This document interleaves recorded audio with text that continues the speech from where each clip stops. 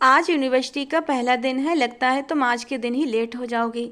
उसकी दीदी ने तेजी से कंबल उसके ऊपर से हटाते हुए कहा। वो मुंह बनाने लगी। अब नहीं, मैं आखिरी बार उठा रही हूँ तुम्हें, फिर मैंने बाल्टी में पानी भरकर तुम्हारे मुंह पर डाल देना है। इतनी मुश्किल से चाचू ने तुम्हारा एडमिशन करवाया है और तुम उनकी मेहनत पर सो सोकर पानी फेर रही हो। कोमल अपनी के सोते पड़े वजूद को घूरते हुए बोल रही थी। यार दीदी, चाचू को मैंने मनाया था, तब उन्होंने ये सब कुछ करवाया, वरना वो कोई अलादीन का चिराग थोड़ी थे। वो कंबल हटाते झूमते हुए उठकर बैठ चुकी थी। पता है, पापा ने साफ कहा है, अगर तुमने कुछ भी गलत काम किया उसकी जिम्मेदारी चाचू की होगी। तुम्हें मालूम है ना पापा कितने सख्त हैं इस मामले में। कमर पर हाथ रखे कोमल ने उसे गुस्से से घूर कर देखा था। मैं यूनिवर्सिटी जाते ही किसी अमीर लड़के के साथ भाग जाऊंगी। उसे समझ नहीं आती थी ये दुनिया कहाँ से कहाँ पहुँच गई थी और हम यहीं बैठे हैं। बेटियों की पढ़ाई पर हमें बस यही लगता है कि इन्हें पढ़ाई की आज़ादी दी नहीं, ये पढ़ना वढ़ना छोड़कर बस किसी के साथ भाग जाएंगी। अपनी तेजी से कंबल तय करते हुए जबान भी चला रही थी। तुम अपनी जबान के जौहर कम ही दिखाया करो। आज तुम्हें अच्छे से मालूम हो जाएगा यूनिवर्सिटी जाकर कि वो कैसी जगह होती है। कोमल ने उसे घूरते हुए कहा और कमरे से निकलती चली गई। वो बाहर जाते ही नाश्ता बनाने खड़ी हो गई थी। कुछ ही देर में चाचू मम्मी पापा ने नाश्ता करना था। वो दो बहनें थीं। उनका संबंध मिडिल क्लास फैमिली से था। चाचू गैर शादीशुदा थे और कोमल और अवनी को बहुत सपोर्ट करते थे। कार्तिक चाचू की मंगनी तो हुई थी, लेकिन किसी वजह से टूट गई थी। दोबारा उन्होंने शादी का इरादा नहीं किया था। हालांकि उनकी उम्र अब 30 साल हो चुकी थी। उनके पापा काफ़ी सख्त मिजाज थे, जिसकी वजह से अवनी को यूनिवर्सिटी के दाखिले के लिए बहुत मुश्किल से परमिशन मिली थी, वो भी चाचू से जिद करवाकर। कोमल ने प्राइवेट बीए कर रखा था, आगे पढ़ने के लिए उसे बाहर जाना था, लेकिन पापा की सख्त मिजाजी के आगे उसने हथियार डाल दिए। लेकिन अवनी पापा के आगे डट गई थी। उसने कहा था वो एडमिशन लेगी और उसने एडमिशन ले लिया था। अवनी मुस्कुराती हुई तैयार हो रही थी। उसने लॉन्ग शर्ट पर ट्राउजर पहना और स्कार्फ गले में डाले वो बाहर आई थी। अपने पापा का न सही, लेकिन अपने चाचू का मान उसे जरूर रखना था। उसकी मम्मी ने उसे देखते हुए नसीहत की, जो हर मिनट में वो कई बार कर चुकी थी। जब वो नाश्ते की मेज पर आई, चाचू ने मुस्कुराकर उसे देखा। दिल लगाकर पढ़ना अपनी बेटा, वो अपनी को प्यार से देखते हुए बोले थे। सिर्फ एक वही थे जिन्होंने अच्छी बात कही थी। चाचू, मेरे फर्स्ट सेमेस्टर के बाद हम आपकी शादी करेंगे। वो हमेशा चाचू को शादी के नाम से चिढ़ाती थी। तुम फिर से शुरू हो गई अपनी, चाचू ने आंखें दिखाईं। लेकिन जैसे ही उसके पापा मेज पर आए थे, एकदम से खामोशी छा गई। यूं लगा जैसे वहां कोई ना हो, बस कभी कभी प्लेट और चम्मच की आवाज़ें आ रही थीं। उसे चाचू ने ऑफिस जाते हुए यूनिवर्सिटी छोड़ा था। उसकी ड्रेस पर अच्छी तरह एक निगाह भी डाली थी। उसके चाचू के हिसाब से तो उसने ठीक कपड़े पहने थे, लेकिन उसकी मम्मी के हिसाब से ये कपड़े बिल्कुल ठीक नहीं थे। उन्होंने उसके ड्रेस पर अच्छी खासी बातें सुनाई थीं। क्या ज़रूरत थी ये ट्राउज़र और शर्ट पहनने की, कोई सूट भी पहनकर जा सकती थीं। और ये स्कार्फ क्यों लिया है, कोई बड़ा सा दुपट्टा भी ले सकती थीं। जबकि वो मुंह बनाते हुए अपनी माँ की सारी बातें सुनती आ रही थी। चाचू ने ही उसकी साइड ली थी। छोड़िए ना भाभी, क्या कमी है इन कपड़ों में, आप बेकार में ही बेचारी के पीछे पड़ी रहती हैं। जब उसके चाचू ने उसे यूनिवर्सिटी के गेट पर उतारा तो अवनी ने हाथ हिलाकर उन्हें बाय बोला। वो चले गए तो अवनी का असली इम्तिहान तो अब शुरू हुआ था। प्लीज़ मुझे बता सकती हैं बीबीसी फर्स्ट ईयर की क्लास कहाँ है? उसने रुककर एक स्टाइलिश सी लड़की से पूछा, जबकि वो लड़की चिंगम चबाते मुस्कुराकर उसे देखने लगी। तुम जैसी लड़कियों के लिए यूनिवर्सिटी नहीं है दीदी, जाकर घर में खाना बनाओ, उन लड़कियों के टोले ने कहा लगाया था। तो अवनी को जोरदार शर्मिंदगी महसूस हुई थी। न जाने वो लड़कियां कौन थीं, कैसे मिजाज की थी, बेकार में ही उसने उन्हें रोका था। उसे कोई अपने जैसी लड़की ढूंढनी चाहिए थी। वो ये बात सोचते हुए आगे बढ़ी कि तभी किसी ने उसके कंधे पर हाथ मारा और वो एकदम से डर गई। पीछे मुड़कर देखा, वही लड़की उसके पीछे आई थी।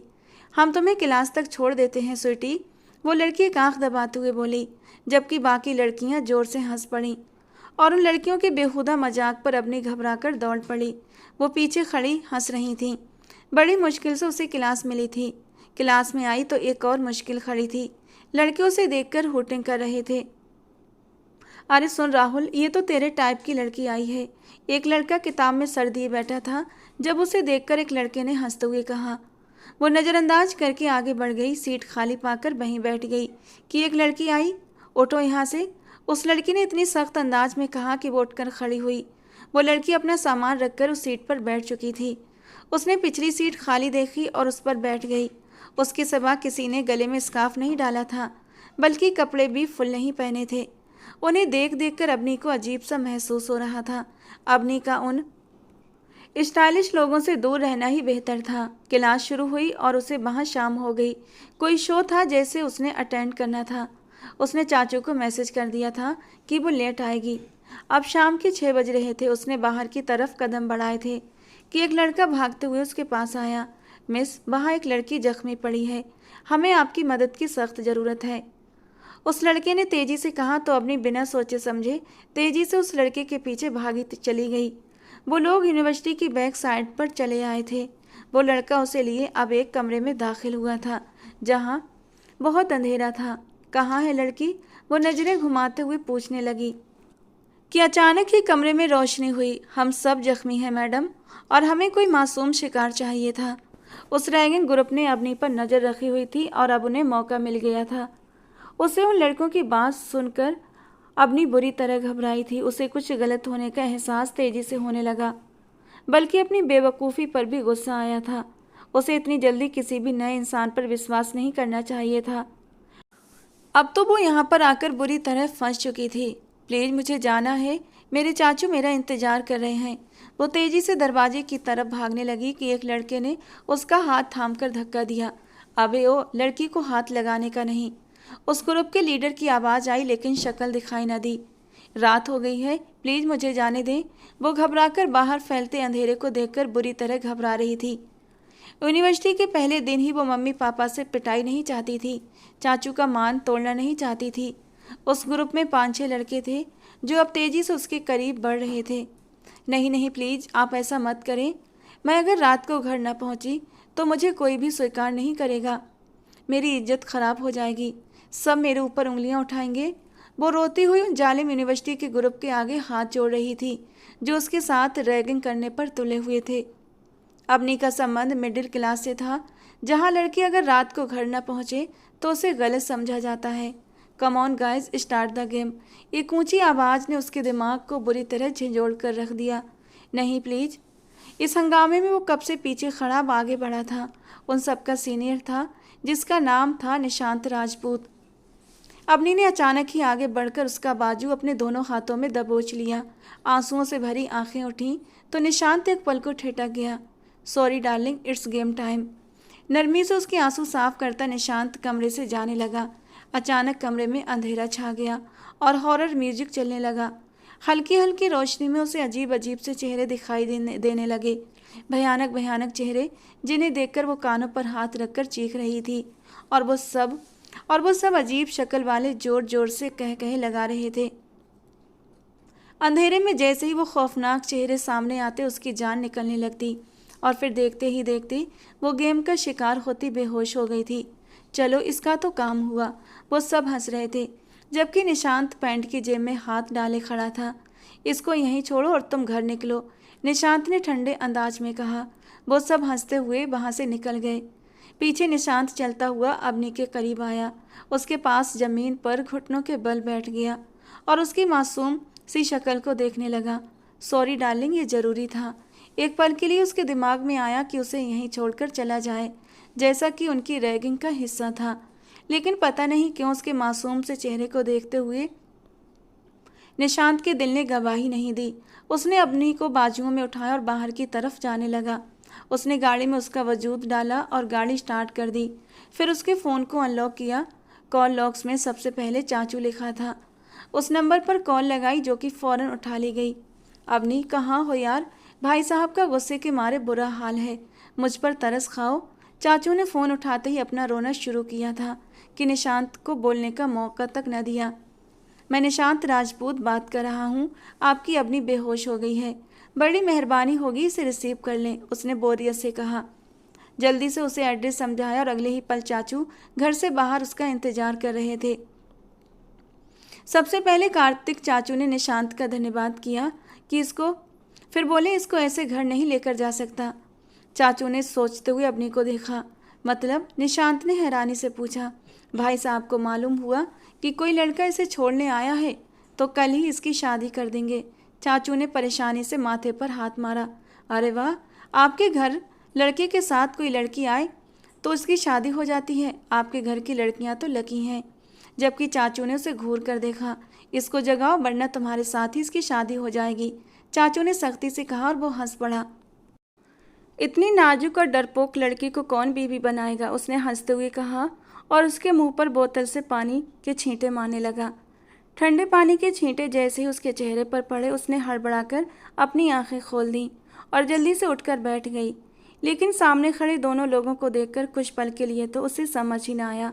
लेकिन जब उस इंसान की खुशबू और उसकी शर्ट देखी तो वो पल भर में पहचान गई थी कि ये लड़का भी वहाँ रैगिंग रूम में उसके साथ था और अब इस लड़के ने भी उसकी रैगिंग की थी। चाचू, इसने मुझे वो जल्दी से सारा मामला बता देना चाहती थी। अब नहीं, मैं इस लड़के को जिसका नाम निशांत राजपूत है तुम्हें यहाँ लाने के बदले धन्यवाद बोल चुका हूँ।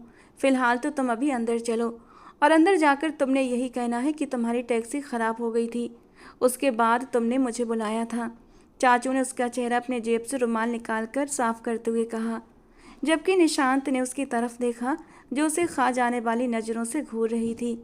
चाचू, आप इसे बताएं, आप पुलिस में हैं, अवनी ने अंदर जाते हुए ऊंची आवाज़ में कहा। मैंने कब पुलिस फोर्स ज्वाइन कर ली, चाचू ने हैरत से पूछा। चाचू, आपका रौब जमा रही हूँ, डराना है उसे, उसने अपने ग्रुप के साथ मिलकर डराया था मुझे, उसने वहाँ से जाते हुए बताया। जबकि उसकी धीरे से समझाई हुई बात पर उसके चाचू को भी अब फ़ौरन से उसकी बात समझ आई थी और एकदम तनकर खड़े हुए और पीछे मुड़कर बोले, हाँ भाई, मैं आर्मी में हूँ, यूनिवर्सिटी में कह देना सबको, कोई तुमसे पंगा न ले, चाचू ने इतनी ऊंची आवाज़ में कहा कि कार में बैठा निशांत राजपूत हंस पड़ा था।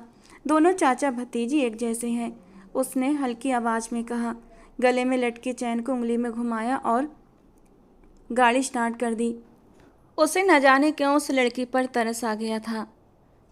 वो उसे घर ले आया, वरना आज तक की रैगिंग में उसने ऐसा कभी नहीं किया था। उसने अपने गैंग को धोखा भी नहीं दिया था। कहाँ रह गई थी तुम? तुम्हें मालूम है ना हम कितना परेशान हो गए थे। अपनी पहले ही दिन तुमने हम लोगों को बुरी तरह टेंशन में डाल दिया था। उसकी माँ ने फ़ौरन उसे देखकर सवालों की बारिश शुरू कर दी तो वो सटपटाकर अपने चाचू की तरफ देखने लगी। इसकी टैक्सी ख़राब हो गई थी भाभी, मुझे कॉल करके बुलाया तो मैं इसे लेकर आया हूँ। चाचू ने जल्दी से सब कुछ कवर किया था। वो अभी भी कुछ देर पहले ही रैगिंग वाले पलों में उलझी हुई थी। उसका दिमाग बुरी तरह उलझ रहा था, डर से अभी भी बाहर नहीं निकली थी। वो जितना आसान समझ रही थी यूनिवर्सिटी में पढ़ना उतना आसान नहीं था, बल्कि एक बहुत बड़ा पहाड़ था जिस पर उसे चढ़कर जीत हासिल करनी थी। कल अगर जल्दी ना आई तो यूनिवर्सिटी जाना बंद हो जाएगा, बता देना इसे। उसके पापा नाराज थे, इसी वजह से गुस्सा करके चले गए। चाचू ने उसे कमरे में जाने का इशारा किया। वो सर हिलाकर अपनी बहन के कमरे की ओर बढ़ गई। वो वहाँ उसका ही इंतजार कर रही थी। यार अवनी, हद करती हो, पता है पापा कितना परेशान थे। कोमल ने भी फ़ौरन अवनी को डांटना शुरू कर दिया। मैं जितना परेशान थी ना दीदी, आप लोग उससे कम ही परेशान हुए होंगे। मेरी परेशानी का अंदाज़ा ऐसे लगाइए कि मैं तो वहाँ बेहोश हो गई थी, बस मरने की कगार पर थी। उसने आंखों में आए आंसुओं को पीछे धकेल कर कहा, जबकि कोमल भी अब उसकी बात सुनकर थोड़ा परेशान हुई थी। कोमल ये तो सोच रही थी ज़रूर कोई बड़ी बात है, वरना अपनी इस तरह लेट होकर घर वालों को परेशान हरगिज नहीं कर सकती थी। अच्छा बताओ क्या हुआ था? कोमल ने उसके पास बैठते हुए फिक्रमंदी से पूछा। भगवान बेड़ा गर्क करे उन लोगों का जिन्होंने मेरे साथ इतना गंदा मजाक किया। अब सचमुच ही उसके आंसू निकलने लगे थे और वो वहीं बेड पर बैठ गई। कोमल भी परेशान हुई थी। अरे अरे बताओ तो सही, हुआ क्या था? दीदी, उन लोगों ने मेरे साथ रैगिंग की और मैं बेहोश हो गई थी। मुझे इस कदर भयानक तरीके से डराया कि मेरी जान निकलने लगी थी। चाचू ने बचाया है आज, वरना सुबह मेरी लाश मिलती। यूनिवर्सिटी से उसने कोमल का हाथ थामकर सब कुछ स्टोरी सुना दी। अब नहीं, सोच लो तुम, यूनिवर्सिटी तुम जैसी लड़कियों के लिए नहीं है। उसकी सारी बात सुनकर कोमल ने चिंतित अंदाज में कहा, दीदी एक चीज़ तो मालूम हो गई, अगर मुझे बचकर रहना है तो लोगों का सामना तो करना ही होगा। मेरा डर उन्हें बहादुर बनाता है। वो इन सब बातों को से एक अच्छा सबक सीख चुकी थी। जबकि उसकी बात सुनकर कोमल ने गहरी सांस ली। खाना लाती हूँ तुम्हारे लिए। उसने जल्दी से कमरे से जाते हुए कहा तो अबनी भी फ्रेश होने के लिए चली गई। वो खाना खाकर अभी फ्री हुई थी कि तभी एक अनजान नंबर से उसके मोबाइल पर मैसेज आया था। उसने नंबर देखा और सोचा न जाने कौन है। नींद आ रही थी इसलिए बिना जवाब दिए सो गई। कल की रात मज़ा आया। वैसे हमने सोचा था सुबह कमरे का दरवाज़ा खोलेंगे तो अंदर किसी की डेड बॉडी मिलेगी। अगले दिन यूनिवर्सिटी में अबनी की उस गैंग से मुलाकात हुई। सबके चेहरे कैसे मुस्कुरा रहे थे। उन्हें किसी की जान की परवाह न थी। ऐसा न हो किसी दिन तुम सबकी डेड बॉडी एक साथ एक कमरे में मिले। यह आवाज़ सुनकर वो लोग सब हंसना भूल चुके थे और उसी ओर देखने लगे। सामने ही एक लड़की घुटनों से फटी पैंट और शर्ट पहने खड़ी थी। लंबा कद था, बाल गर्दन तक आते थे, दांतों में तीली दबाए जिसे वो लगातार घुमा रही थी। पहली बार देखा है इस लड़की को, ये कौन है? गैंग में सरगोशियाँ शुरू हुईं। वो लड़की सीधा अपनी के पास आई। मुंह बंद रखने से ये सुधर नहीं जाएंगे। सीधे बनने के चक्कर में इनका दोबारा शिकार मत हो जाना। उस नई आने वाली लड़की ने उसे वार्न किया जबकि अबनी उसे देखने लगी। मेरा नाम प्रीति है।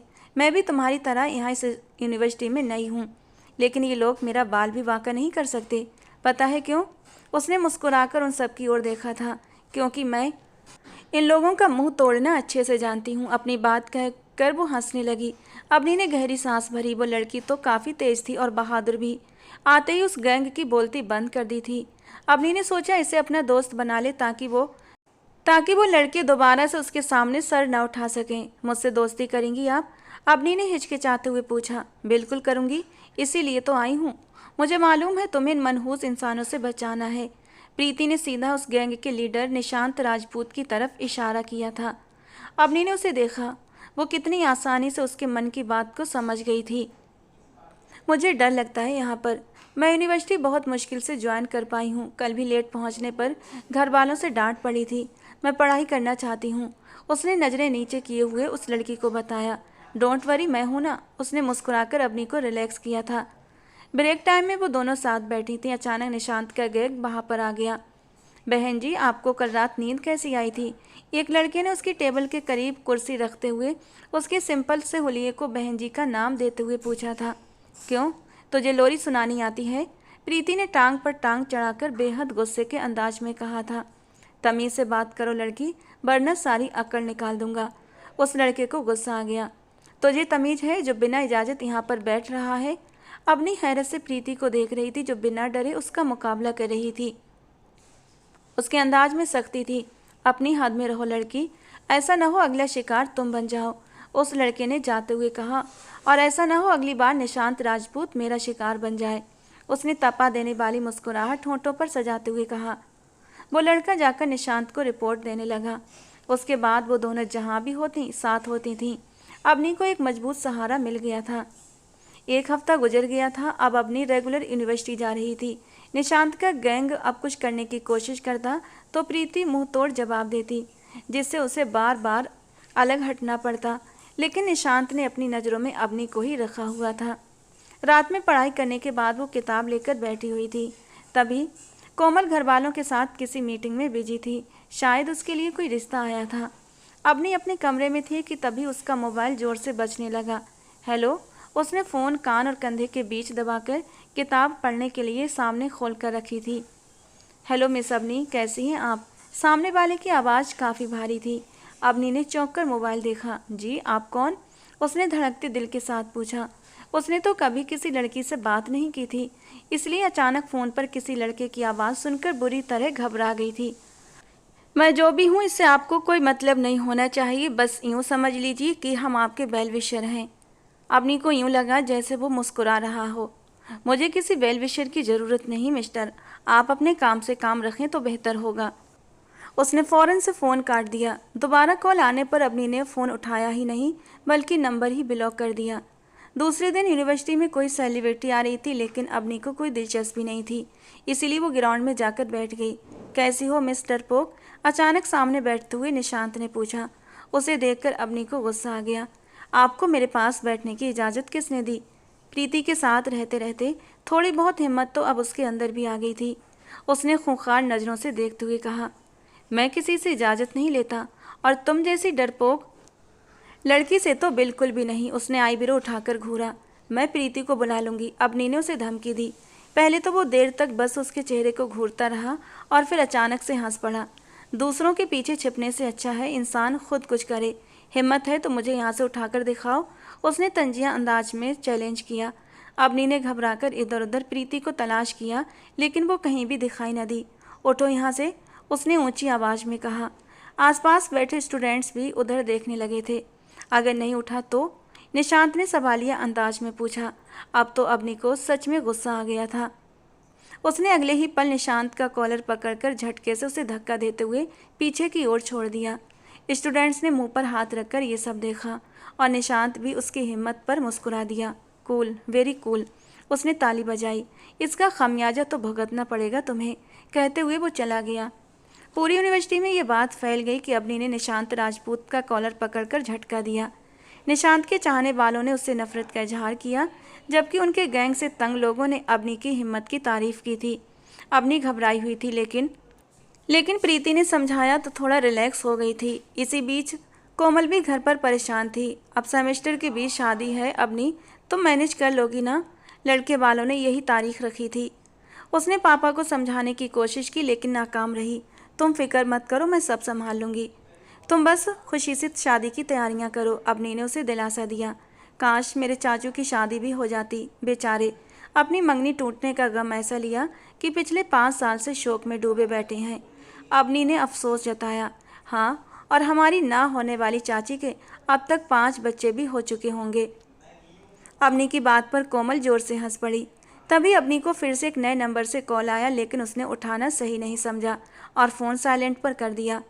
कोमल की शादी की तैयारियों के साथ साथ अवनी अपने पेपर्स की तैयारियां भी कर रही थी। एक दिन क्लास में वो प्रीति के साथ बैठी थी, जब अचानक उसने पूछा, प्रीति तुम्हें अपने लिए कैसा लड़का पसंद है? प्रीति ने हंसते हुए कहा, जो लड़कियों से दूर भागता हो। क्यों? अवनी ने हैरानी से देखा। क्योंकि फिर शादी में मज़ा आएगा यार, वो दूर भागेगा और मैं उसके पास जाऊंगी, टॉम एंड जेरी वाला कपल। वो शरारत से हंसी। अच्छा, वैसे अगर मैं तुम्हारे लिए किसी को पसंद करती ना तो निशांत राजपूत को करती, उसकी सारी अकड़ तुम्हारे सामने धरी की धरी रह जाती। प्रीति ने अवनी की चुटकी ली। डर के मारे अवनी ने झुरझुरी ली। उसे देखो तो सही, कैसा लोफर सा है।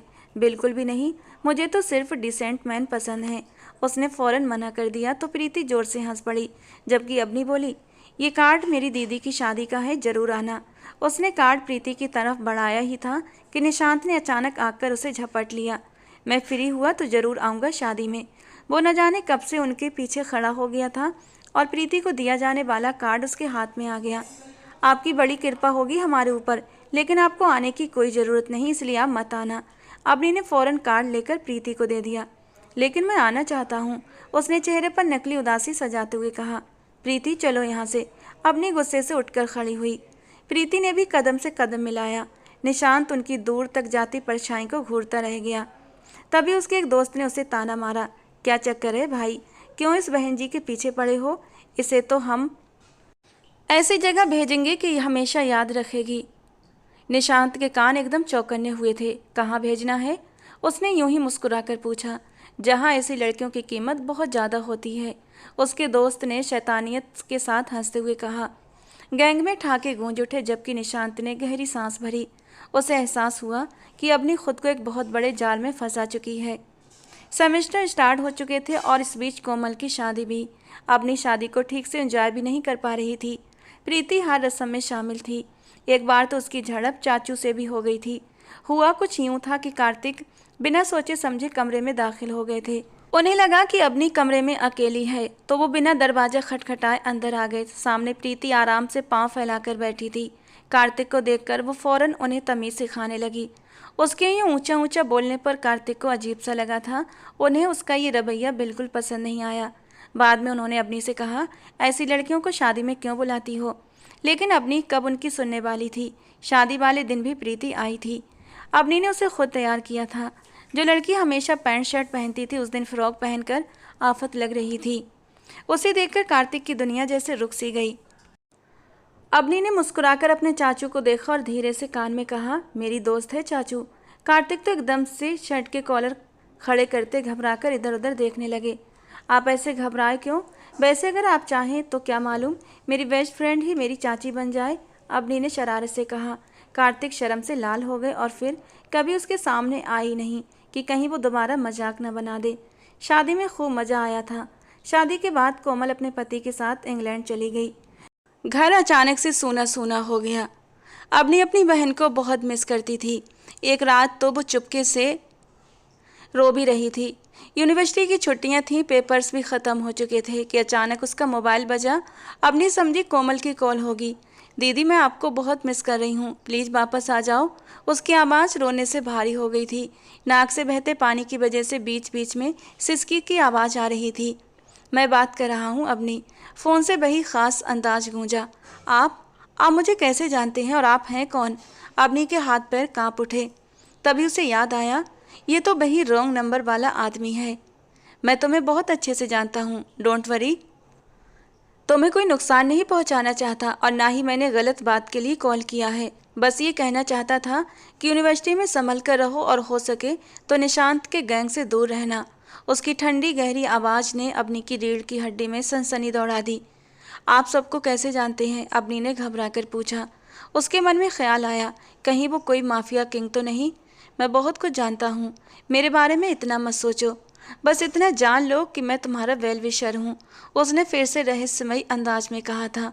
और अवनी का दिल जोर जोर से धड़कने लगा। उसने तुरंत ही कॉल बंद कर दी। उसे यूनिवर्सिटी में आए अब धीरे धीरे करके 1 साल भी होने वाला था। प्रीति से उसकी दोस्ती काफ़ी गहरी हो चुकी थी और अब रोजाना ही कार्तिक चाचू से लेने और छोड़ने आते थे। वो समझ रही थी कि प्रीति के दिल में कुछ खामोश सा चल रहा है। पहले जो हमेशा बेफिक्र रहती थी, अब चाचू को देखते ही उसके चेहरे पर हल्के से रंग बिखर जाते। वो बनावटी नाराजगी से उन्हें घूरती, लेकिन उसकी आंखों की चमक सब कुछ बयां कर देती। ये देखकर अवनी के होंठों पर हल्की सी मुस्कान खिल उठी थी। भला उसके चाचू किसी से कम थे क्या? इतने हैंडसम, स्मार्ट और अच्छे दिल वाले, उन पर तो कोई भी मर मिटे। वो अवनी से 10 साल बड़े थे, जिसकी वजह से उनकी पर्सनालिटी और भी यंग और अट्रैक्टिव लगती थी। अपने फ्रेंड्स का ख्याल भी वो बहुत अच्छे से रखते थे। अक्सर उनके लिए रिश्ते आते थे, लेकिन वो हर बार मना कर देते। अवनी के पापा तो अपने भाई को लेकर बहुत परेशान रहते। भाई को अपनी औलाद की तरह पाला था और अब उसकी ये जिद उन्हें बर्दाश्त नहीं होती थी। वो चाहते थे कि अब कार्तिक का घर बस जाए, लेकिन उस दिन तो कुछ और ही होना था। आज एक्स्ट्रा क्लासेस थीं। प्रीति ने साथ चलने से इनकार कर दिया था। अवनी अकेले ही क्लास के लिए निकल पड़ी। कॉरिडोर एकदम से सुनसान पड़ा था। अचानक ही किसी ने पीछे से उसका मुंह दबा लिया और वो बेहोश हो गई। नीचे वाले फ्लोर पर कोई भी नहीं था, बस अवनी थी। जब उसकी आंखें धीरे धीरे खुलीं तो उसने खुद को एक वीरान कमरे में पाया। तभी उसके कानों में एक ठंडी सी आवाज़ टकराई, निशांत को बुला लें। और उसकी आंखें सहमते हुए पूरी तरह खुल गईं। वो उन आवाज़ों को पहचान चुकी थी। ये वही आवाज़ें थीं निशांत के गैंग की। निशांत को हमने बताया नहीं है, लेकिन वो खुश बहुत होगा। उसकी दुश्मन अब हमारे हाथ जो लग चुकी है, लड़के ने अवनी के कमरे की तरफ बढ़ते हुए कहा था। अवनी ने तुरंत आंखें बंद कर लीं और चुपचाप लेटी रही, जैसे अब भी बेहोश हो।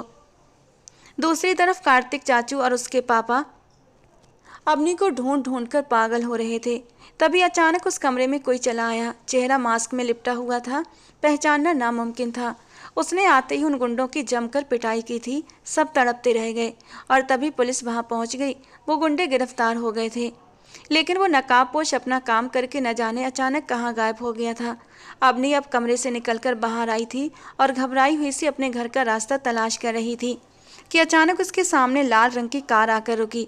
वो चौंक कर पीछे हटी। घर ड्रॉप कर दूं या यूं ही सड़कों पर आवारागर्दी करनी है? निशांत की आवाज़ सुनकर उसने हैरत से उसकी तरफ देखा। पहले तुमने मुझे अगवा करवाया और अब हीरो बनकर सामने खड़े हो, लेकिन नहीं, तुम हीरो नहीं। हीरो तो वो नकाबपोश वाला था जो चुपके से आकर मेरी इज्जत बचा गया था। हीरो होता तो कम से कम पीछे से नहीं, सामने से आकर मदद करता। उसकी बात पर अवनी गुस्से से फट पड़ी। खुद की गलतियों पर पर्दा मत डाले मिस्टर निशांत राजपूत। लेकिन उसकी आंखों में डर भी साफ झलक रहा था। निशांत कुछ कहता उससे पहले ही अवनी लगातार उसे सुनाने लगी, जबकि वो उसे जबरदस्ती पकड़कर गाड़ी में बिठा चुका था और गाड़ी अब तेजी से आगे की ओर भगा दी। घर पहुंचने तक अवनी उसे खूब भला बुरा कहती रही और रोती भी रही। जैसे ही गाड़ी रुकी, अवनी के पापा कार्तिक चाचू घर से बाहर ही निकल आए थे। कोमल और उसका पति भी साथ थे। पापा की आंखों में गुस्से की आग जल रही थी। इस लड़के के साथ कहाँ से आ रही हो इस वक्त? मैंने कहा था ना, इसे यूनिवर्सिटी मत भेजो। पापा की दहाड़ पर अपनी बुरी तरह कांप उठी थी। पापा, पहले मेरी बात तो सुन लीजिए कि आखिर हुआ क्या है। अवनी ने रोते हुए अपने पापा को समझाने की कोशिश की, मगर उसके पापा का गुस्सा थमने का नाम नहीं ले रहा था। निशांत अब भी गाड़ी में बैठा खामोशी से तमाशा देख रहा था। मोहल्ले के कुछ लोग भी गेट पर खड़े होकर उसे घूर रहे थे, उस पर ताने कस रहे थे। लेकिन अगली ही बात ने उसके होश उड़ा दिए। अब इसी लड़के के साथ विदा कर दो इसे, मैं इसकी शक्ल भी नहीं देखना चाहता। पापा का फैसला बिजली बनकर गिरा था। इस बार तो निशांत भी घबरा गया। वो फौरन गाड़ी से निकलकर बाहर आया। अंकल जी, ये कैसी बातें कर रहे हैं आप? पहले अपनी बेटी से पूछ तो लीजिए उसके साथ हुआ क्या है, और फिर मुझे बलि का बकरा क्यों बना रहे हैं? मैं कोई शादी ब्याह नहीं करने वाला इस लड़की से। उसकी आवाज़ गुस्से से कांप रही थी और उसका गुस्सा उसके चेहरे से भी झलक रहा था। जबकि निशांत की बात सुनकर उसके पापा का गुस्सा और भी भड़क उठा। उन्होंने झपट कर निशांत के गाल पर एक जोरदार थप्पड़ जड़ दिया।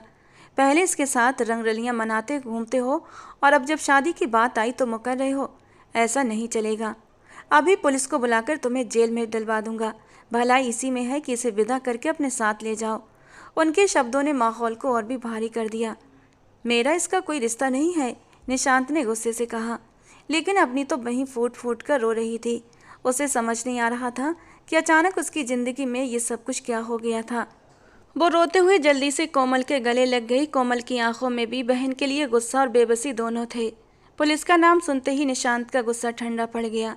उसने एक आखिरी बार सबको गुस्से से देखा। थोड़ी ही देर में उन दोनों के लाख इनकार करने और विरोध करने के बावजूद भी दोनों की शादी हो चुकी थी।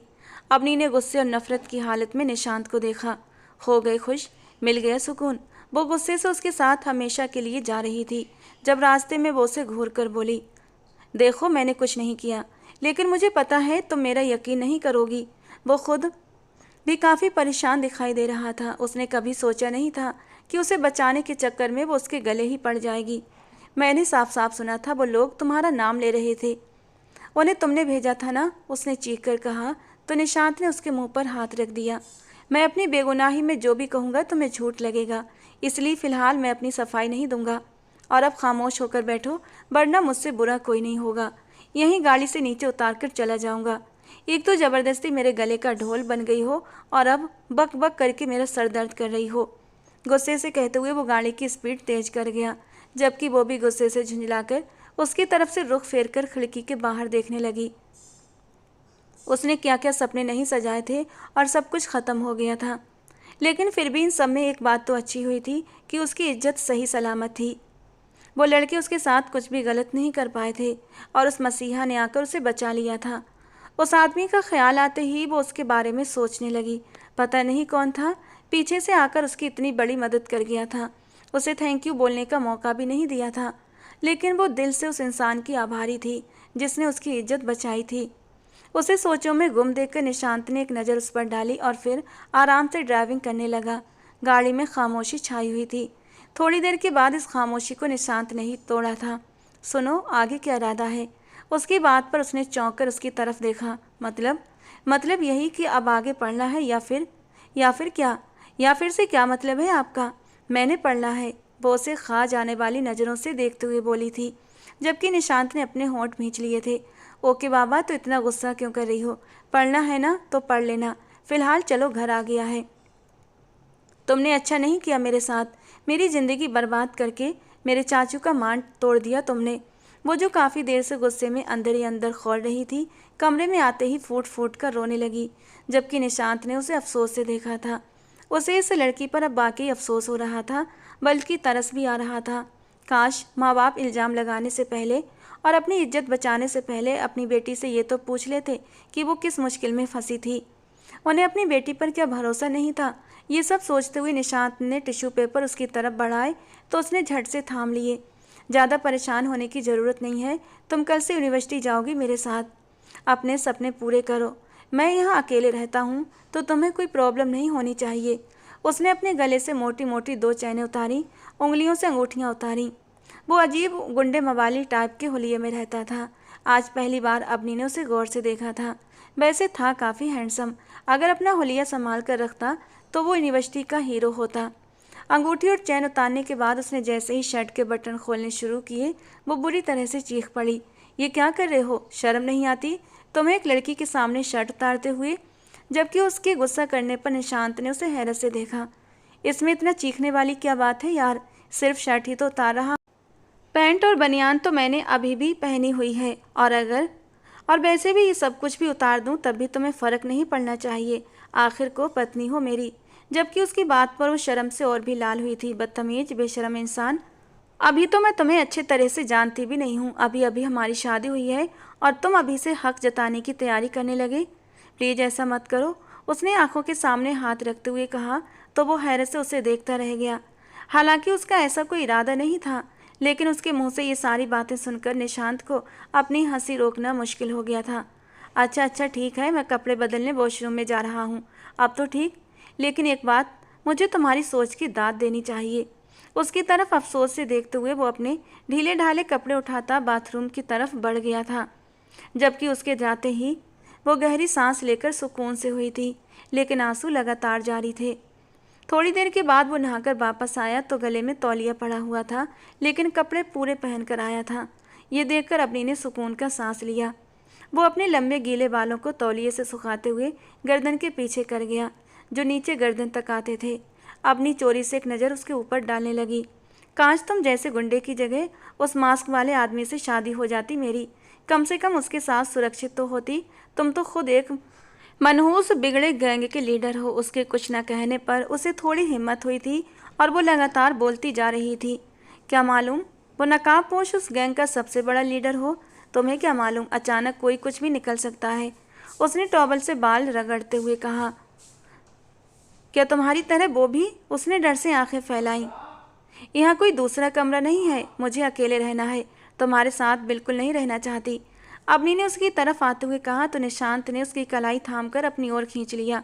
वो उसके सीने से टकराते टकराते बची, बल्कि उसकी हरकत पर हैरत से उसे देखने भी लगी, क्योंकि उसे बिल्कुल उम्मीद नहीं थी कि वो ये हरकत करेगा। इसलिए उसके करीब चली आई थी। कहाँ जाना है यहाँ से? मेरी बीवी हो, इसलिए कहीं जाने की कोशिश मत करो। मुझे समझो, मुझसे मोहब्बत करने की कोशिश करो। उसने बड़ी ही नरमी से चेहरे पर आई लट पीछे करते हुए कहा। गुलाबी होठों को फोकस करते हुए एक पल के लिए निशांत का दिल धड़क उठा था, जबकि वो भी उसका स्पर्श महसूस करते हुए धक से रह गई और जोर से उसे पीछे की ओर धक्का दे दिया। उसके धक्के से वो गिरते गिरते बचा था। फिर उसे घूर कर देखने लगा। तुम्हें हर बात में धक्का देने की आदत है क्या? उसने नाराज़गी से पूछा। और तुम्हें हर बात में करीब आने की आदत है, उसका क्या?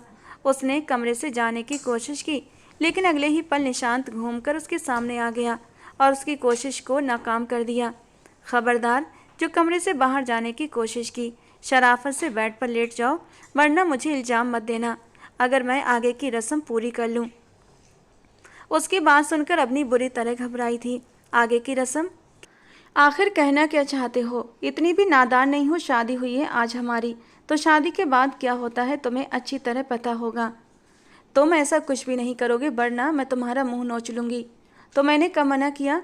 मेरा मुंह नोचो या फिर कुछ और नोचो, बल्कि मैं तो कहता हूँ ये नोचने वाला गेम शुरू कर ही लेते हैं। मैंने सुना है इस गेम में बड़ा सुकून मिलता है। वो शरारत से एक आंख दबाता हुआ बोला, जबकि वो गुस्से से मुट्ठियाँ भींच कर रह गई। रिश्ता क्या जुड़ा, कुछ ज़्यादा ही बेशर्मी पर नहीं उतर आए?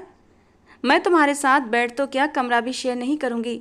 मर्जी से करो या फिर ज़बरदस्ती, लेकिन रहना तो तुम्हें इसी कमरे में होगा। वो उसे बेड पर धक्का दे चुका था। वैसे वो उसके साथ कोई ज़बरदस्ती नहीं करना चाहता था। तुम्हारी अकल तो अपनी जगह से जो थोड़ी सी खिसक गई है ना, उसे 1 मिनट में ठिकाने लगा सकता हूँ। तुम बहुत बुरे हो, तुमसे उम्मीद भी क्या कर सकती हूँ। एक बिगड़े हुए गैंग के लीडर हो।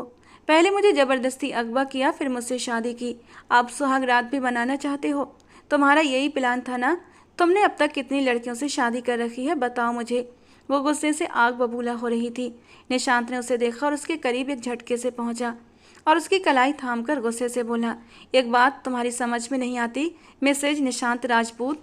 मैंने कहा कि मैं कुछ भी नहीं कर रहा तुम्हारी मर्जी के बगैर, तो शराफत से मेरे साथ रहो।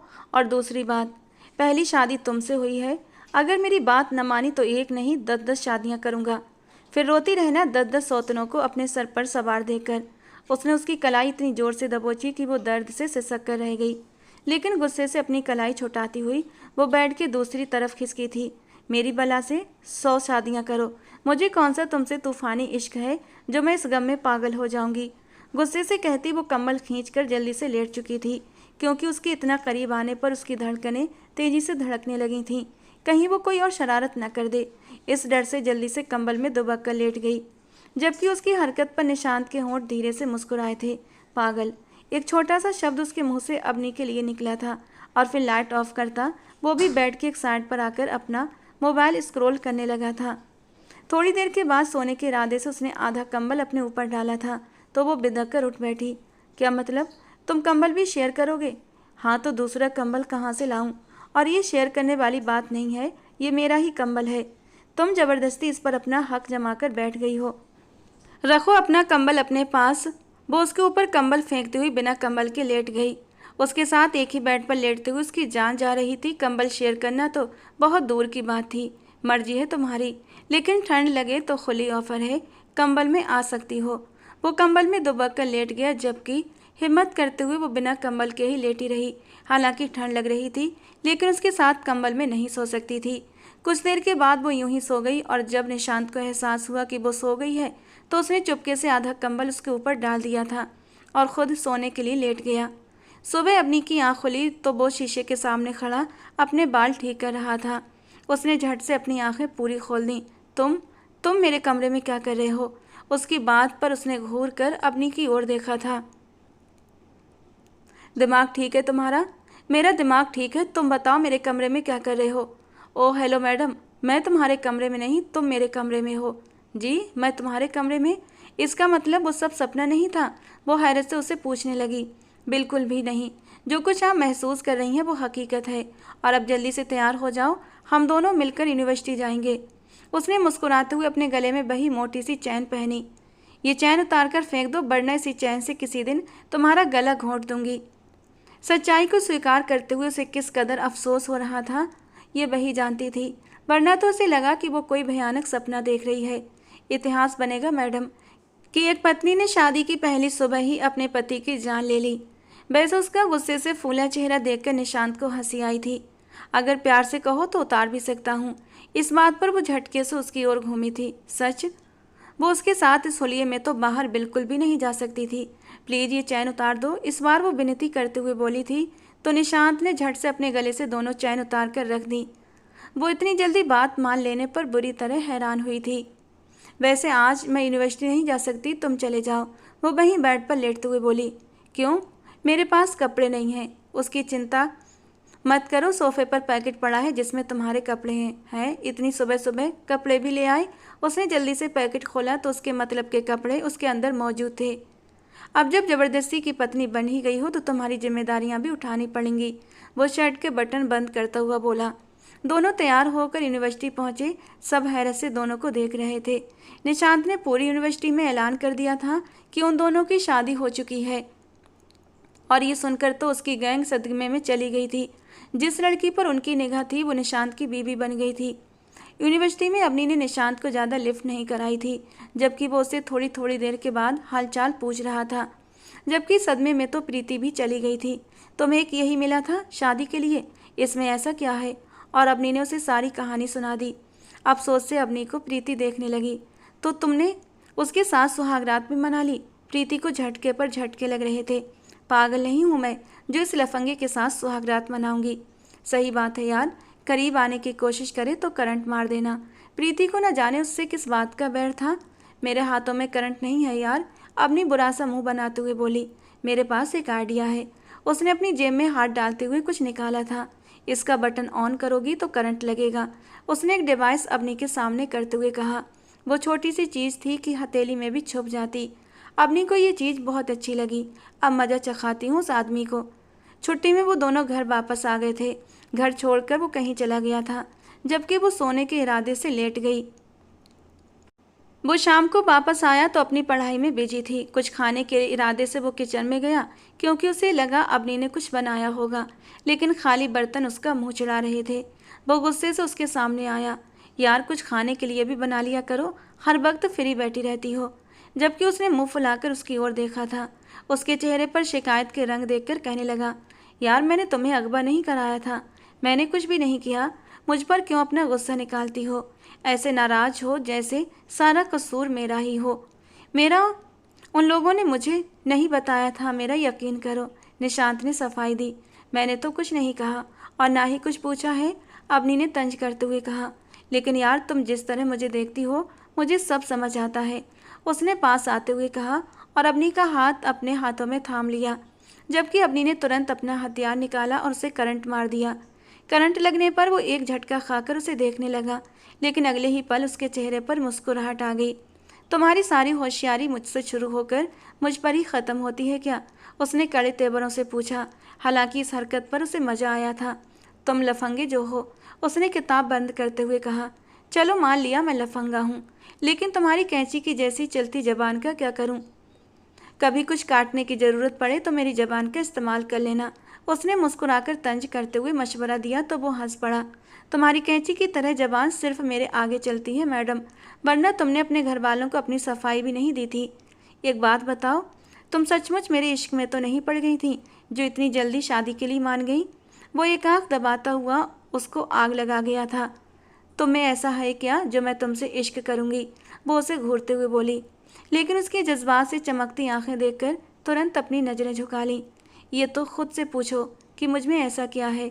वो अब उसके चेहरे को अपने दोनों हाथों में भरते हुए अजीब खुमार भरे अंदाज में बोला, मेरी आंखों में आंखें डालकर कहो कि मुझ में ऐसा कुछ नहीं है कि मुझसे प्यार किया जाए। वो अपनी गहरी काली आंखें उसकी सुरमई आंखों में डालते हुए बोला, जबकि अवनी घबराई थी। अब वो झूठ तो नहीं बोल सकती थी, वो भी आंखों में आंखें डालकर। वो हैंडसम तो था, खूबसूरत पर्सनालिटी का मालिक, कि अवनी का दिल जोर से धड़क उठा था। इश्क मोहब्बत की बातों से पेट नहीं भरता, कुछ खाने के लिए लेकर आइए, उसने उसे धक्का देते हुए कहा था। यार, फिर धक्का? तुम्हें धक्का देने में मज़ा आता है क्या? किसी दिन मैंने धक्के दिए तो संभलने का मौका भी नहीं दूंगा। वह शरारत में बड़ी गहरी बात कह गया था और वो उसकी बात का मतलब समझकर शर्म से लाल हुई थी। बदतमीज, बेशर्म इंसान, तुम्हारी सुई हर बार एक ही जगह पर जाकर क्यों अटकती है? जबकि वो हंसता हुआ खाना लेने चला गया था। वो खाना लेकर आया, तब तक वो शावल लेकर सोने के इरादे से लेट चुकी थी, क्योंकि सर अजीब सा भारी हो रहा था। क्या बात है, खाना नहीं खाना? वो उसे सोता देखकर पूछने लगा, जबकि वो कुछ भी नहीं बोली थी। सर दर्द कर रहा था और खाने का भी मन नहीं कर रहा था। उसकी तरफ से कोई जवाब न आया तो उसे चिंता हुई थी। वो उसके करीब आया, उसके माथे पर हाथ रखा तो मालूम हुआ वो बुखार से तप रही थी। उसने अपना हाथ हटाकर अपने बालों में उंगलियां फंसाईं। खुद का इलाज आसान था, लेकिन अब इसका कैसे करता? उसने ठंडे पानी को उसके हाथ, पैर और माथे पर लगाया। लगातार ऐसा करने से बुखार कुछ कम हुआ। फिर उसके लिए कुछ खाने के लिए बनाया, क्योंकि बाहर का खाना अब वो उसे नहीं दे सकता था। अब नहीं, ये खा लो, उसने कंधे से थाम कर उसे बिठाया। मैंने नहीं खाना, उसने मुंह बनाकर कहा। यार, मेडिसिन खाली पेट नहीं दे सकता, ये खा लो। और तुमने मुझे बताया क्यों नहीं कि तुम्हें बुखार है? उसने दलिए का चम्मच उसके मुंह में डालते हुए कहा तो वो उसे देखने लगी। इतनी केयर तो सिर्फ चाचू करते थे उसकी, कभी कभी कोमल भी कर दिया करती थी, लेकिन उसके पास काम बहुत ज़्यादा होते थे। पता नहीं कैसे हो गया, उसे ठंडी भी लग रही थी। निशांत ने जल्दी से बुखार की टैबलेट खिलाकर उसे लिटा दिया। वो भी उसके साथ कंबल में ही लेटकर उसके सर को धीरे धीरे सहलाने लगा। उसका वजूद धीरे धीरे कांप रहा था। सर्दी कुछ ज़्यादा ही महसूस हो रही थी और अचानक ही वो निशांत के सीने से चिपक गई। उसका नरम गरम वजूद सीने में महसूस हुआ तो वो गहरी सांस भरकर रह गया और फिर उसे अपने सीने से भींचते हुए आंखें बंद कर लीं।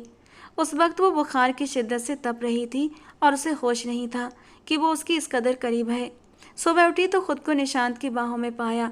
उसे इन बाहों में इतना सुकून मिला कि वहाँ से हटने का उसका मन नहीं कर रहा था। उठ गई हो तो मुझे छोड़ दो यार, निशांत ने भी दिल पर पत्थर रखकर कहा, वरना उसे भी ऐसा सुकून पहले कभी नहीं मिला था। लेकिन उठना तो था, क्योंकि यूनिवर्सिटी के लिए देर हो रही थी। तुम्हें कैसे पता कि मैं जाग रही हूँ? उसने गर्दन उठाकर पूछा। कैसे मालूम ना होगा, तुम्हारे दिल की तेज धड़कनों ने मेरे दिल को चुपके से बता दिया था। उसने धीरे से अवनी की नाक अपने दांत से दबाई तो वो उसे धक्का देती पीछे हटी थी। मुझे यूनिवर्सिटी जाना पड़ेगा क्या? उसने उठते हुए बालों का जूड़ा बनाया। नहीं, तुम मत जाओ, 1-2 दिन का रेस्ट कर लो, जाते हुए पलटकर कहा। नहीं, मुझे जाना है। ठीक है, जाना है तो तैयार हो जाओ। उसने सर हिलाया और तैयार होने चला गया। उसके नहाने के बाद वो भी फ्रेश होकर तैयार हुई थी। तैयार होकर नीचे आई तब तक वो नाश्ता बना चुका था। तुम्हें ये सब करना आता है? उसने हैरत से पूछा। हाँ, अकेले रहते आया हूँ, मजबूरी में करना पड़ता है, उसने नाश्ता टेबल पर सजाते हुए कहा। अच्छी बात है। तुम्हें पता है मेरे पापा तो उठकर पानी का गिलास भी नहीं पीते, हालांकि चाचू अलग हैं। हम दोनों बहनों के साथ मिलकर किचन में हेल्प करवा देते थे। उसने मुस्कुराकर पहली बार उससे नरम अंदाज में बात की थी। हाँ, तुम्हारे चाचू को देखकर लगता है। वैसे आजकल यूनिवर्सिटी कुछ ज़्यादा ही आ रहे हैं, उसने संजीदगी से पूछा। तो अवनी ने मुस्कुराकर कंधे उचका दिए। हो सकता है कोई गहरी वजह हो, उसने प्रीति के बारे में सोचते हुए कहा। वजह प्रीति तो हरगिज नहीं है, उसने जल्दी से कहा। तो अवनी चौंक गई। तुम्हें कैसे पता? अवनी ने हैरत से उसे देखा। आंखों से दिल का हाल पढ़ लेता हूँ मैडम, उसने मुस्कुराकर कहा। तो अवनी ने फौरन अपनी नजरें झुका दी। डरो मत, तुम्हारी आंखें पढ़ने का इरादा नहीं रखता, उसने मुस्कुराकर कहा। तो अवनी और भी हड़बड़ा गई। उसे समझ न आया कि वो क्या कहे। नाश्ता ख़त्म करके निशांत ने उसका बैग उठा लिया। तुम्हारी तबीयत ठीक नहीं, मुझे दे दो, उसने यूनिवर्सिटी जाते हुए और यूनिवर्सिटी में दाखिल होते हुए यही कहा था। अवनी ने सबकी हैरत से फैली आंखें देखकर मुस्कुराहट दबाई थी। तुम्हारे जेंटलमैन होने पर लगता है सबको शक है, उसने लोगों की हैरत से फैली आंखें देखकर धीरे से उसके कान में सरगोशी की। मुझे कोई फ़र्क नहीं पड़ता कि लोग मुझे जो भी समझें, उसने बैग उसकी तरफ बढ़ाते हुए कहा। क्या बात है जानी, मोहब्बत तो नहीं कर बैठे उस बहन जी टाइप लड़की से, उसके गैंग के एक लड़के ने पूछा। जबान संभाल कर, बीवी है मेरी, उसने सख्ती से जवाब दिया। बॉस की नज़रें हैं उस लड़की पर, दूसरे लड़के ने उसका हाथ दबाया। मैं हर वो निगाह निकाल लूँगा जो मेरी बीवी की तरफ उठेगी, उसने गुस्से से कड़कती आवाज़ में कहा। तो वो लड़का एकदम से चुप हो गया। एक निगाह प्रीति से बात करती अपनी की ओर उठाई। लेकिन निशांत, जरा सोच कर देख, जब बॉस को ये लड़की पसंद है तो तू बॉस को क्या जवाब देगा? उस लड़के के लहजे में चुभन थी। मैं जवाब देने के लिए तैयार हूँ, लेकिन मेरी बीवी पर कोई निगाह डाले उसकी आंखें निकाल लूँगा मैं, निशांत ने आईब्रो चढ़ाकर कहा। फिर वो अपनी क्लास में चले गए। भले यूनिवर्सिटी में दोनों की क्लासेस अलग थीं, लेकिन निशांत हर वक्त उसे अपनी नज़रों की कैद में रखता था। जब वो प्रीति के साथ कैंटीन आई तब भी वो निशांत की नज़रों की कैद में थी कि तभी एक लड़का उसके सामने आकर बैठा था। यार, हम तो तुम्हें बहन जी टाइप समझते रहे और तुमने तो इतना बड़ा हाथ मार दिया। इस यूनिवर्सिटी के गैंग के लीडर से ही फंसाकर शादी कर बैठी, वो बदतमीजी से एक आंख दबाकर बोला था, जबकि अवनी गुस्से के मारे खौल कर रह गई। तुम होते कौन हो मेरी पर्सनल लाइफ में इंटरफेयर करने वाले? निशांत का साथ उसे थोड़ी थोड़ी हिम्मत देने लगा था, जबकि निशांत अगले ही पल उसके सर पर सवार था और उसने उस लड़के की ऐसी पिटाई की कि वो अगले ही पल जमीन पर पड़ा करहा रहा था। अवनी बीच में आकर उसे रोकने लगी, वरना शायद उसकी जान ले लेता। इसने तुम्हारे साथ बदतमीजी कैसे की? मैं इसकी जान ले लूँगा। वो दोबारा से उसकी तरफ भागा कि अवनी जल्दी से उसके सीने से लग गई और निशांत का गुस्सा झाग की तरह बैठ गया, जबकि वो लड़का मौका देखकर वहाँ से भाग गया। वहाँ मौजूद लोगों ने एकदम तालियां बजाई थीं, हर कोई उनकी जोड़ी की तारीफ कर रहा था कि तभी कार्तिक चाचू भी वहाँ पहुँच गए थे और दोनों को मुस्कुराकर देखने लगे। वो यूनिवर्सिटी में प्रीति से मिलने आए थे। चाचू, अवनी की निगाहें पड़ी तो वो फौरन भागकर उनके करीब आई थी। लगता है बहुत अच्छा लाइफ पार्टनर मिल गया है तुम्हें, चाचू ने उसे छेड़ा तो वो शर्माने लगी। आप यहाँ कैसे? उसने फौरन मुद्दे की बात की। प्रीति से पूछने आया था मुझसे शादी करोगी, चाचू ने पैंट की जेब में हाथ डालते हुए बताया। तो अवनी तो उछल पड़ी। निशांत ने आते हुए सुन लिया था। वो हाँ कह देगी, देर मत करें। निशांत की बात सुनकर दोनों ने उसे देखा। मैं उसे जानता हूँ यार, उसने कंधे उचकाकर कहा। कैसे? अवनी की शक की बीबी ने अंगड़ाई ली। अब शक मत करो यार, लेकिन चाचू से हैंडल नहीं कर पाएंगे, बहुत तेज है वो, उसने तंजिया अंदाज से कहा। तो चाचू ने नाक से मक्खी उड़ाई। मैं मर्द हूँ, औरत को हैंडल करना जानता हूँ, कार्तिक चाचू ने मुस्कुराकर गुरूर भरे अंदाज से कहा। मुझे खुशी होगी अगर आप ऐसा करने लगे तो, लेकिन प्रीति किसी नाजुक लड़की का नाम नहीं, बल्कि वो एक शेर दिल लड़की है, निशांत ने जाते हुए बात कही। वो दोनों अभी भी निशांत और प्रीति को हल्के में ले रहे थे, लेकिन दोनों को ही नहीं पता था कि निशांत और प्रीति क्या चीज़ है। वो अभी बात कर रहे थे कि अचानक ही यूनिवर्सिटी में दो ग्रुप में लड़ाई हो गई। अवनी ने चाचू का हाथ थाम लिया, जबकि निशांत तेजी से आया। दोनों के लिए गाड़ी की तरफ बढ़ा था। वो लोग अवनी के लिए ही यहाँ पर आए थे। चाचू, आपने किसी भी कीमत पर अवनी को सुरक्षित रखना है, निशांत के चेहरे का रंग उड़ा हुआ था, जबकि कार्तिक चाचू भी हैरान थे। आखिर ये लोग अवनी के पीछे क्यों पड़े हैं? मैं हैंडल करता हूँ सब कुछ, आप इसे संभालें। निशांत ये कहकर तेजी से भागा तो वो दोनों गाड़ी में बैठ गए थे। अवनी का दिल तेजी से धड़क रहा था। चाचू वो कहाँ गया? उसे कुछ हो गया तो? अवनी की हालत बुरी तरह खराब हो रही थी, क्योंकि निशांत वहाँ अकेला है। कुछ नहीं होगा, वो जैसा नजर आता है वैसा नहीं है। चाचू को उसमें कब से कुछ खटक रहा था, लेकिन समझ नहीं आ रहा था। वो जब वापस आया तो उसके साथ अच्छे खासे सिपाहियों की संख्या मौजूद थी। ये मेरी मिसेज और ये चाचू हैं, इन्हें सुरक्षा के साथ मेरे घर पहुंचा दें, उसने गाड़ी के पास आते हुए कहा। वो दोनों हैरान रह गए थे, क्योंकि वो उन सिपाहियों को ऑर्डर दे रहा था। जी सर। उनमें से एक सिपाही ड्राइविंग सीट पर बैठा, जबकि एक पीछे बैठा था। सभी ने सवालिया नज़रों से निशांत को देखा। उसने तसल्ली देती निगाहों से चाचू और अवनी को देखा था। वो घर आकर भी परेशान हो रही थी। निशांत का ना तो फ़ोन लग रहा था और ना ही वो खुद आ रहा था, जबकि प्रीति भी न जाने कहाँ चली गई थी। हालांकि चाचू उसके साथ थे। वो प्रीति को कॉल करते करते परेशान थी और उधर निशांत को भी कॉल कर रही थी। जब गेट से वो दोनों ही दाखिल हुए थे। मैं किस पागल ने कहा था मुझे बचाने आओ? वो दोनों लड़ रहे थे। मैंने तुमसे कहा था सिचुएशन काफ़ी ख़राब है, राघव के गुंडे तुम्हें उठाकर ले जाएंगे और फिर तुम्हारी असली पहचान निकालकर तुम्हारा क्या हाल करेंगे, मुझसे बेहतर तुम जानती हो प्रीति। उसकी आवाज़ तेज हुई थी। मैं अपना ख्याल खुद रख सकती हूँ। अगर तुमने आगे कुछ गलती की मैं बॉस को बता दूंगी। वो गुस्से से सोफे पर बैठकर कार्तिक चाचू को घूरने लगी, जबकि वो हड़बड़ा गए थे। देखिए मिस्टर, शादी कोई बच्चों का खेल नहीं है और आपको मुझे कुछ भी कहने से पहले मालूम होना चाहिए कि मैं एक सीक्रेट एजेंट हूँ, और ये गधा भी, उसने निशांत को घूरते हुए कहा। जबान संभाल कर बात करो प्रीति, वो बनावटी गुस्से से उसकी तरफ बढ़ा था। हम दोनों मिशन पर हैं। ये मिशन हमें आज रात पूरा करना है और हमारी जान भी जा सकती है। अगर मुझे कुछ हो जाता है तो आप अवनी को अपने साथ ले जाइएगा, निशांत ने सीरियसली बताया। यूनिवर्सिटी में माफिया का ग्रुप है जिसे पकड़ना है। मैं उनके गैंग में रहकर अपनी पहचान छुपाकर उनके खिलाफ सबूत इकट्ठा कर रहा था और उस माफिया के बॉस को अपनी पसंद आ गई है। वो उसे हासिल करना चाहता है, इसीलिए आज रात उसका दी एंड होगा, उसने मजबूत अंदाज में कहा, जबकि अवनी हैरत से निशांत को देखने लगी। वो उससे नजरें नहीं मिला रहा था और थोड़ी देर के बाद बोला, अभी फ़िलहाल मैं तुम्हारी आंखों में नहीं देख सकता, इसलिए सॉरी, लेकिन मैं तुम्हें ये ज़रूर बताऊंगा। जब तुमने मेरे करीब आकर उस दिन मुझसे मदद मांगी थी, मैं सब कुछ भूल गया था। मैंने अपने गैंग के साथ गद्दारी की, मेरे प्लान का ये हिस्सा नहीं था। फिर तुम्हें उदास देखकर रुक नहीं पाया, तुम्हें कॉल्स की, तुमने मुझसे बात करने से इनकार कर दिया। मैं तुम्हें पसंद करने लगा था, पर शादी तब करता जब ये मिशन पूरा हो जाता। लेकिन आगे जो कुछ हुआ वो सारे हालात तुम्हारे सामने हैं। उसने निगाहें नीचे किए हुए सब कुछ बताया और फिर अपना ब्लैक ड्रेस पहनकर तैयार होता निकल पड़ा। उसके पीछे ही प्रीति भी थी। जिंदगी रही तो शादी कर लेंगे, कार्तिक चाचू ने प्रीति के सामने आते हुए कहा था, जबकि वो तो पत्थर बनी खड़ी रह गई थी।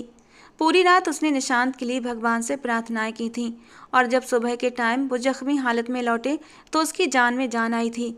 हम कामयाब हो गए, निशांत ने मुस्कुराकर बताया, जबकि कार्तिक और अवनी ने सुकून का सांस लिया था। मुझसे कोई शिकवा? निशांत ने रात के वक्त उसे खिड़की के पास खड़े देखकर पूछा। बहुत शिकवे थे, लेकिन अब नहीं रहे। एक सिपाही से भला मुझे कैसे शिकवे हो सकते हैं, जिसने मेरी मदद की, मुझे सुरक्षित रखा। उस दिन नकाब के पीछे छुपकर तुमने ही मेरी मदद की थी ना? उसकी बात सुनकर निशांत को अपना दिल हल्का फुल्का होता महसूस हुआ, वरना यही सोचकर दिल पर बोझ लिए बैठा था, न जाने अपनी उसे माफ़ भी करे या नहीं। निशांत के गले से चैन उतरी हुई थी, गिरेबान बंद था। वो एक भरपूर हैंडसम मर्द के रूप में उसके सामने खड़ा था कि उसे देखकर अवनी का दिल धड़कने लगा। प्रीति ने चाचू को हाँ कह दी है, निशांत ने उसे साथ लगाते हुए बताया। चाचू किसी भी कीमत पर नहीं छोड़ेंगे उसे, उन्हें पहली बार ऐसी तगड़ी मोहब्बत हुई है। पिछली वाली तो चाइना जैसी थी। उसकी बात पर निशांत का कहकहा गूंज उठा। मेरी मोहब्बत तो मेरी वर्दी की तरह है, जो कभी भी गद्दारी नहीं करेगी, उसने अवनी के माथे को अपने होठों से छूते हुए बताया। एक मिशन पूरा हुआ, अब अगला मिशन है। अगला मिशन? अवनी ने हैरत से पूछा। हाँ भाई, सुहागरात मनाना भी एक मिशन से कम नहीं है, वो उसे जज्बों से भरी निगाहों से देखते हुए बोला। तो अवनी का दिल धक से हुआ था। अवनी ने उसे एक जोरदार धक्का देते हुए कहा, आप बहुत गंदे हैं। लेकिन इस बार उसके धक्के से वो 1 इंच भी पीछे नहीं हटा था, बल्कि उसे अपनी बाहों में और भी कस चुका था और धीरे से उसकी गर्दन पर अपने होंठ रख दिए और अवनी को मदहोश करने लगा। उसके कान की लौ को काटता हुआ धीरे से सरगोशी करने लगा। एक बार कहो ना कि मैं तुम्हें पसंद हूँ। अवनी के चेहरे पर गुलाल का रंग बिखर गया। वो उसे पसंद करने लगी थी, पसंद नहीं बल्कि बेपनाह मोहब्बत करने लगी थी। और आज उसे निशांत की संगत बुरी नहीं लग रही थी, बल्कि उसका दिल एक नए अंदाज में धड़क रहा था। और अगर मैं कहूँ तुम मुझे पसंद नहीं तो और इंतजार करूँगा तुम्हारी हाँ का। जब तक तुम्हारे होठों से मेरे लिए मोहब्बत का इजहार नहीं सुन लेता, तुम्हारे करीब नहीं आऊँगा। वो उसका चेहरा अपने दोनों हाथों में भरते हुए बोला था। लेकिन अवनी अब कहाँ उससे दूर जाना चाहती थी। वो उसके सीने से लग गई। नहीं निशांत, आप मुझसे दूर मत जाइए, बिकॉज आई लव यू। बहुत प्यार करने लगी हूँ आपसे। और निशांत के होठ मुस्कुरा उठे थे। उसका चेहरा ऊपर उठाते हुए वो धीरे से उसके नरम होठों पर झुकता हुआ उसे सुकून देने लगा और ख़ुद को भी सुकून पहुंचाने लगा। उस रात उन्होंने अपनी ज़िंदगी का नया आगाज़ करके अपनी ज़िंदगी को एक नया मोड़ दिया था। तो दोस्तों, आज की हमारी ये कहानी आपको कैसी लगी कमेंट बॉक्स में ज़रूर बताना। पसंद आई हो तो प्लीज़ लाइक करना। रोज़ एक नई और रोमांटिक कहानी के लिए हमारे चैनल को सब्सक्राइब करना। मिलते हैं दोस्तों अगली किसी नई और रोमांटिक कहानी के साथ।